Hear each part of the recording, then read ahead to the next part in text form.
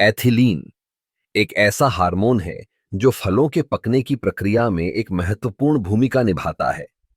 जब हम फल खाते हैं तो हमें उनकी मिठास और सुगंध का अनुभव होता है और इसका मुख्य कारण एथिलीन है। यह एक गैस के रूप में मौजूद होता है और इसे कई फलों द्वारा प्राकृतिक रूप से उत्पन्न किया जाता है। जब फल अपने विकास के अंतिम चरण में पहुंचते हैं तो एथिलीन का उत्पादन बढ़ जाता है। यह हार्मोन फलों में कई जैव रासायनिक प्रक्रियाओं को सक्रिय करता है, जैसे कि स्टार्च का शर्करा में परिवर्तन, जो फल को मीठा बनाता है। इसी के साथ एथिलीन फल के रंग में परिवर्तन लाता है, जिससे वे अधिक आकर्षक लगते हैं।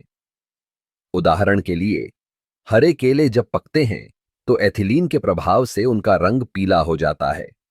एथिलीन का प्रभाव केवल फलों तक सीमित नहीं है, यह फूलों की कलियों के खिलने और पत्तियों के गिरने में भी महत्वपूर्ण भूमिका निभाता है। जब फूल खिलते हैं तो एथिलीन का स्तर बढ़ता है, जिससे फूलों की सुगंध और रंग में निखार आता है। दिलचस्प बात यह है कि एथिलीन का उपयोग कृषि में भी किया जाता है। किसानों ने इस हार्मोन का उपयोग करके फलों को जल्दी पकाने की तकनीक विकसित की है।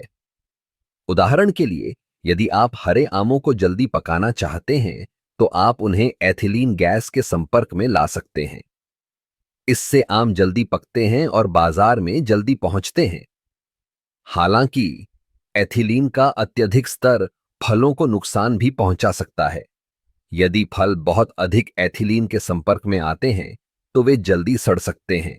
इसलिए फलों को सही तरीके से संग्रहित करना और एथिलीन के स्तर को नियंत्रित करना बहुत आवश्यक है।